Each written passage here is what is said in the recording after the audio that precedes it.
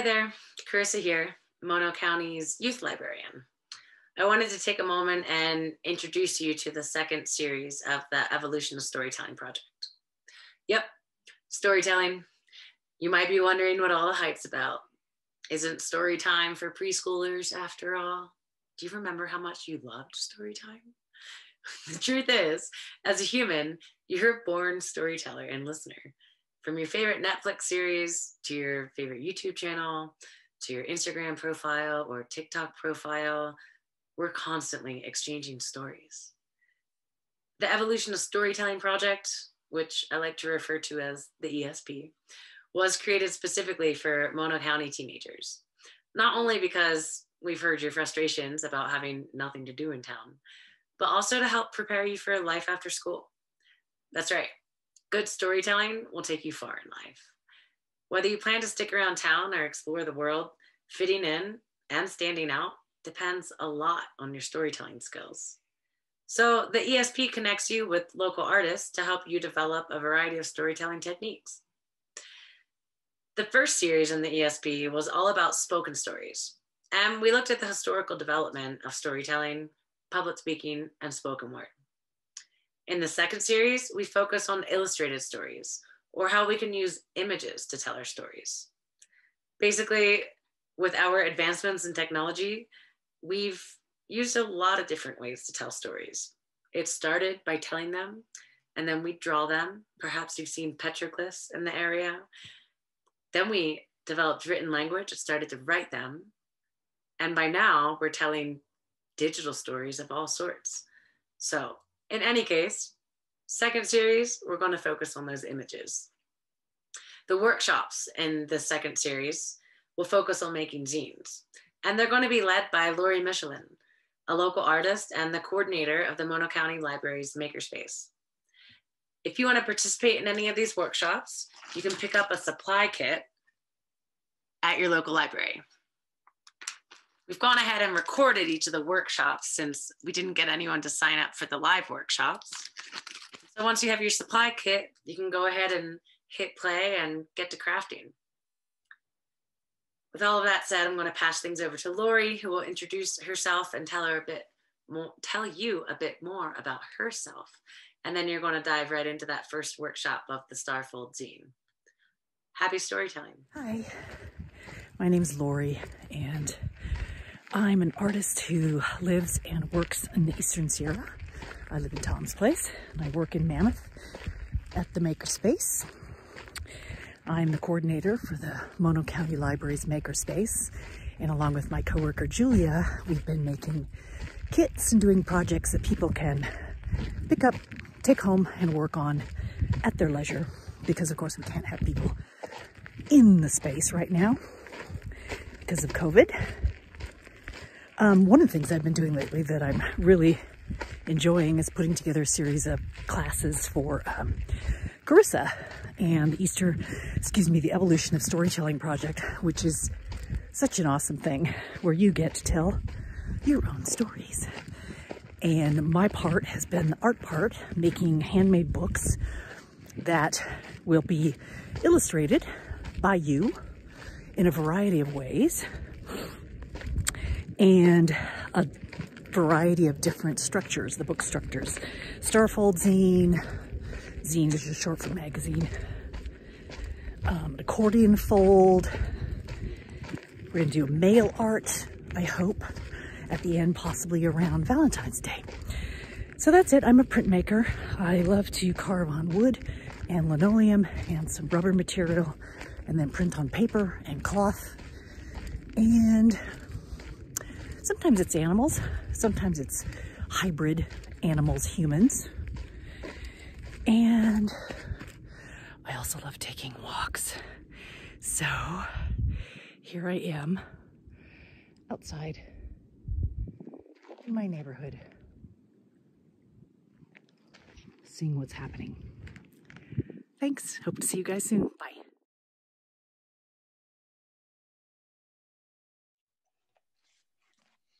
Going to show a couple other some starfold things you can do. Like this one is just a sample I made just with colored pencil, and then I went over it with Sharpie, which was kind of fun and surprising that the colored pencil makes this feel so soft and shiny.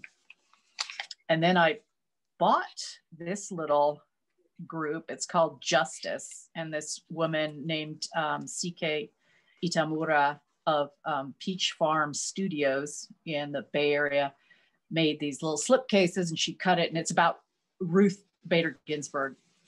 And so it's really cool. And these are all the same thing. She obviously made them on just pieces of orange paper, but it's really, you know, and hers were collage pieces, but it's such a, you know, so powerfully done on this bright paper. And it's got quotes like, I don't say women's rights, I say the constitutional principle of the equal citizenship stature of men and women.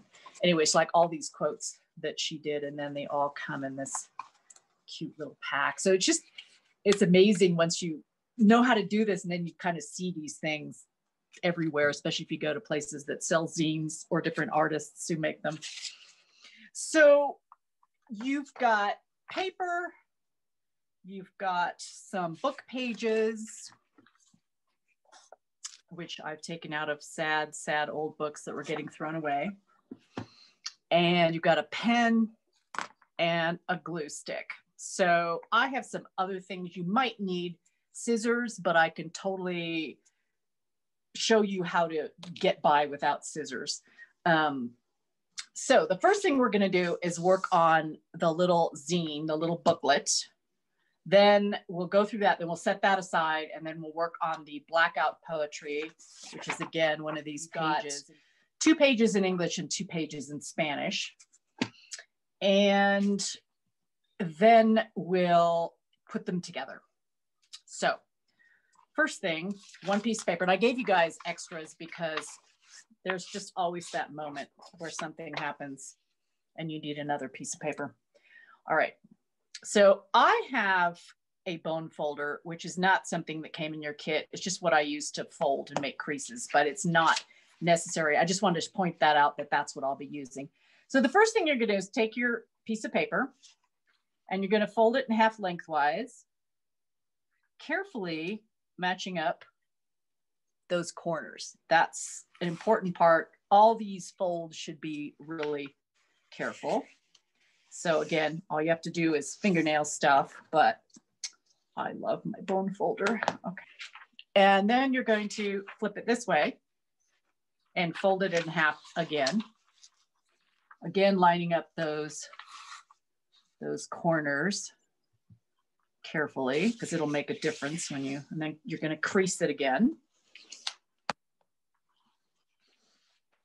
All right, going to open it up again. Now you have what are called valley folds. If you're into origami, that just means the folds are going away from you. We're going to flip it over so they're mountain folds. Don't worry, you don't need to remember those terms. They're just the information. Now you're going to take this edge of the paper and fold it up to this fold. And again, you're going to just match so those sides are straight all the way to that center fold and crease it. And then no surprise, you're going to do the same on the other side. So this edge is going to fold up to meet this one at the center fold. So now if you turn it this way, you kind of have what looks like you're looking at a W, right? So this is where the scissors come in, but I'm going to also show you how to do it if you don't have scissors. So it's 4 folds and 1 cut. And the cut is going to go from this center fold to there. Not all the way across, or you'll have 2 pieces of paper, which happens. Not a big deal. That's why I gave you more paper. So you're going to take your scissors and you're going to cut from the fold to that first section.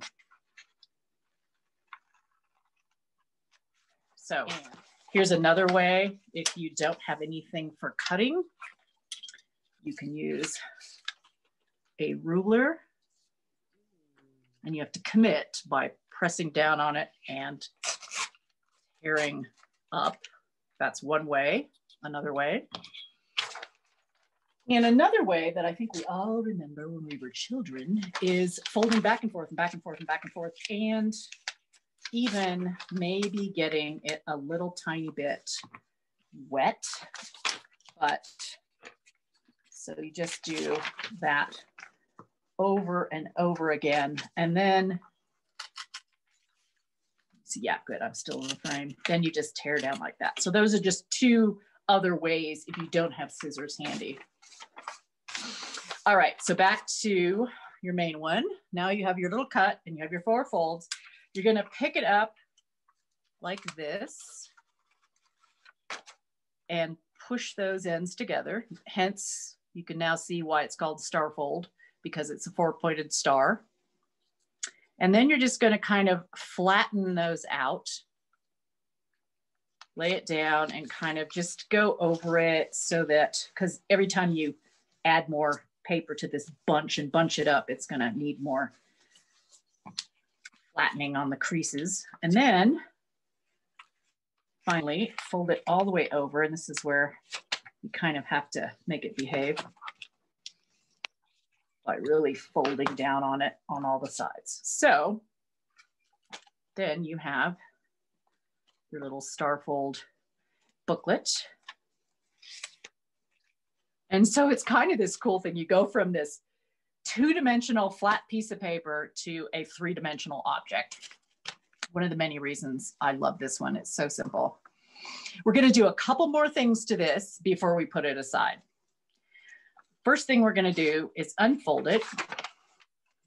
And if you have a pencil handy, or you can use your pen, pencil can be erased, pen obviously not. I do want to emphasize that this is kind of just a way to show you how to do this, so that if you like it, you have more pieces of paper. You can do it with bigger pieces of paper. You could do a square paper. You could do it with magazine pages, anything, once you get this format, this template down. But so if you have to use the pen, no big deal. This is going to be, we're going to make little borders all the way around. And that is because what happens when you, this is one of the ones I put in some of the kits. This one is the actual original, but when I go to copy it, it's going to cut off 1/4 of an inch all the way around. And one of the things about these zines that's so cool is just the fact that you can make multiples of them and give them out. So that's hence the Xeroxing idea. And the zine idea, zine is just short for magazine, and it's just this kind of fun new, well, it's actually not that new, it's decades old, but way of making these little self-published, usually on a Xerox machine, kind of magazines. Okay, so we've got this flat. I'm going to use my ruler, but I could easily use anything that's a straight edge, right? Well, that's just a little obnoxious on that side. We'll use this side. Okay.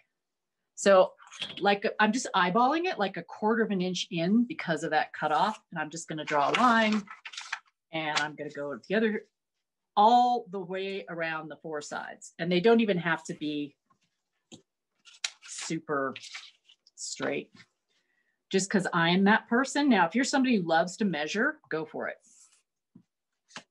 I'm not. That probably is obvious. Okay, so, and even though the middle part obviously will not get cut off on the Xerox machine, just for centering, I'm gonna do the same thing around that cut in the middle and make it like that.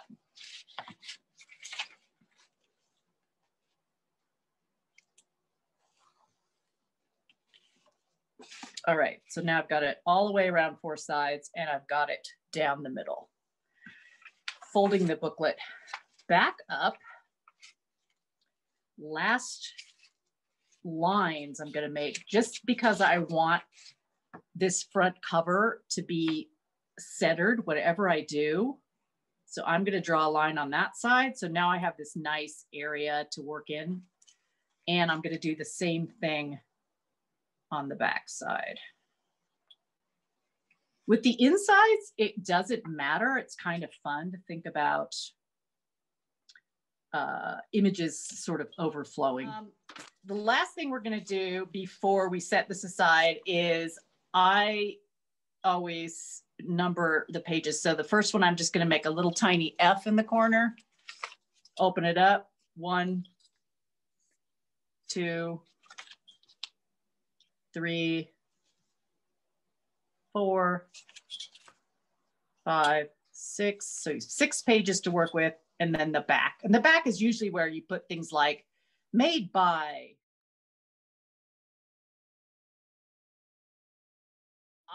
When I go to glue things on this or draw it, I like it open. That may not be you. So in the future, if you ever make one of these and you don't care about that kind of stuff, you don't have to put 1, 2, 3, because you could just do it as your booklet is laid out in front of you. But that's just in case you want to fold the whole thing out and glue stuff on it.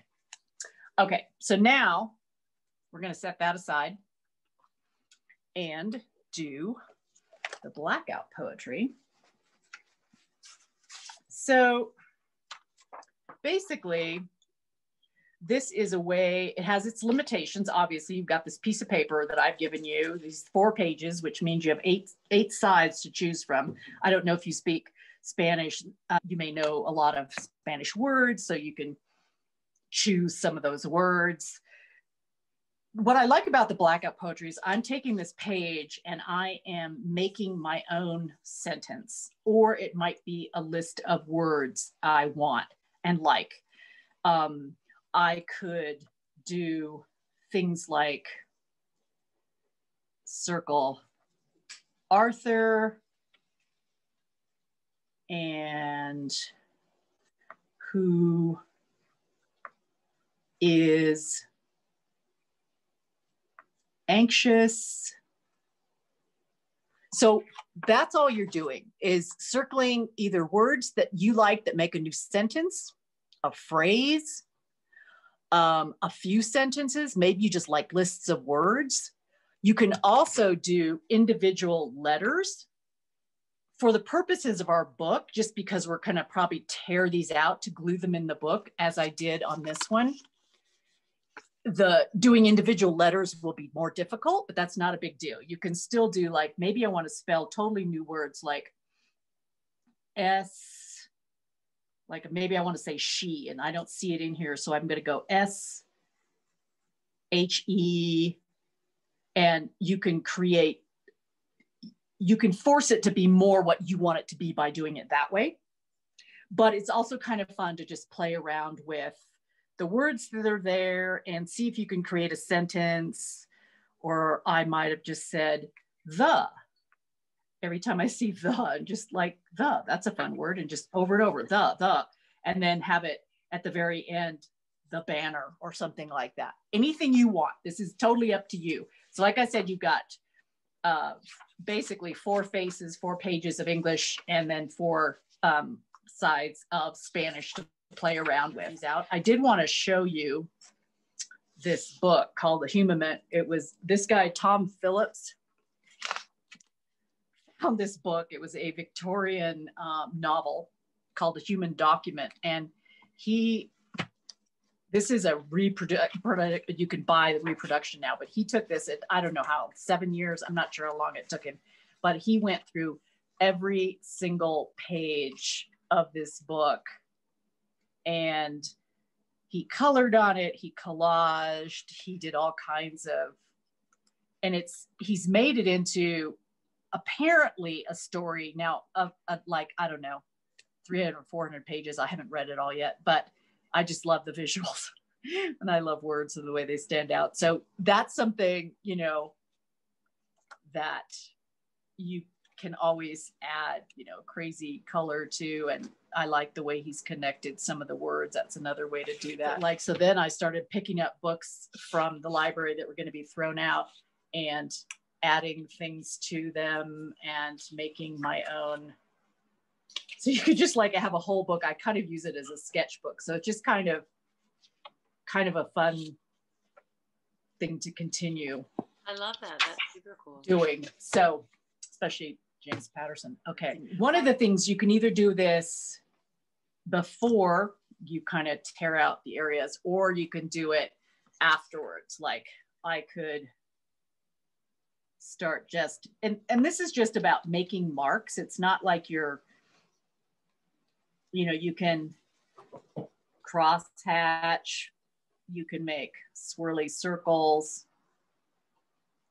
And that's the kind of blackout poetry you can do to make them pop. Definitely that'll happen. And so you can, like I said, you can do that now and then we'll tear them out, or once you glue it, we glue it down in the book, you could do it that way.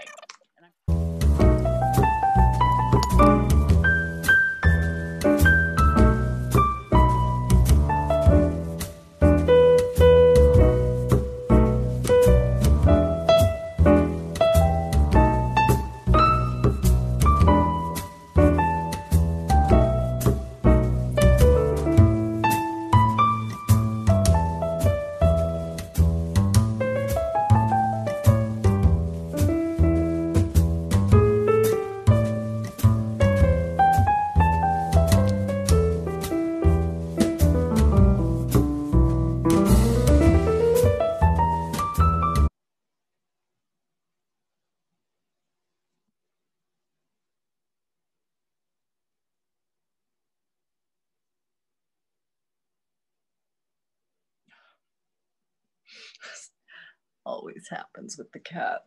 Always, she has this uncanny sense for when I'm doing something.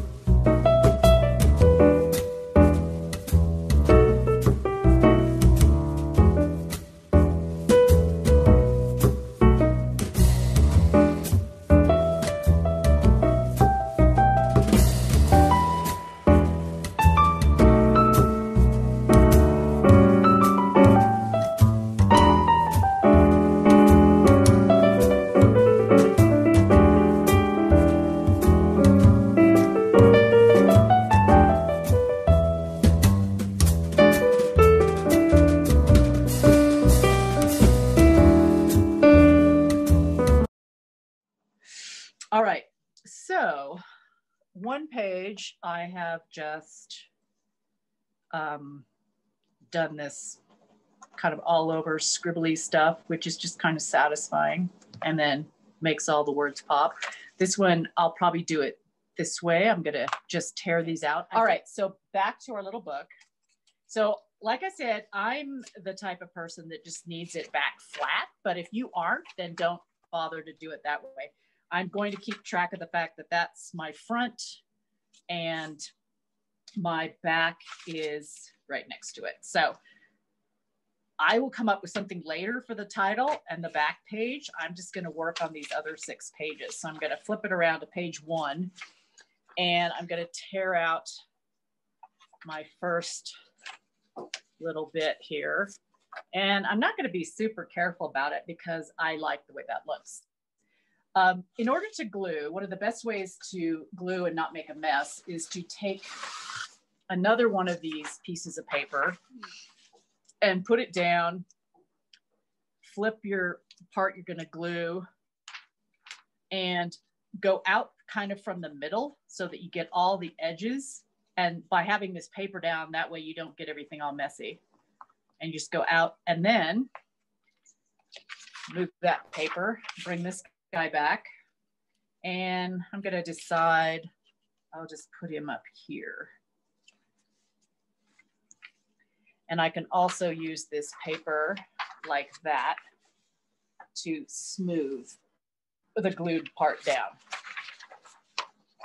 So that's all I'm going to do. And then I already started going over this one, but I'm going to maybe come down onto the page with that too. So either way, whether you wanted to play around with it before you did that, and I have it kind of continued on to the next page. So I'm just going to keep doing that, gluing my words.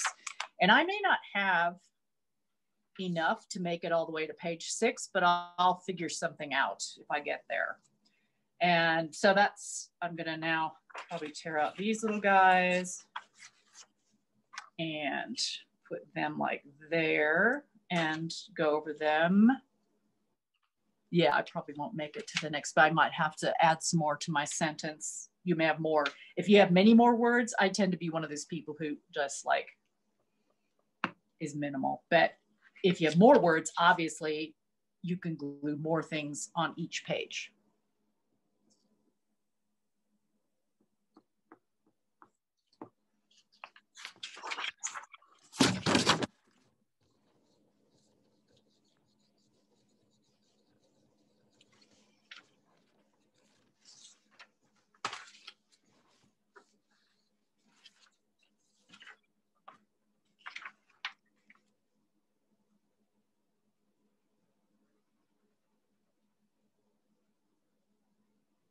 And if you feel like it, and you, depending on what your words say or meanings, you could also add in little images, drawing little, if you feel like that. It was mainly just gonna be about, you know, scribbling out everything that wasn't the sentence you chose to highlight.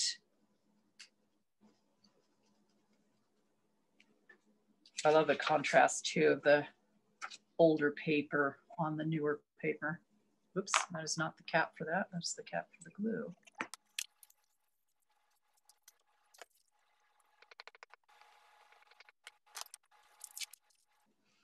And also glue things across 2 pages. And I just want to make sure that I kind of crease that back as I'm gluing it so that it doesn't misbehave. Just so you know, this glue stick is not archival, but it will hold up for a while. All right, I am going to have to, let's see. And then that, okay, I'm going to have to come up with some more words. Let's see.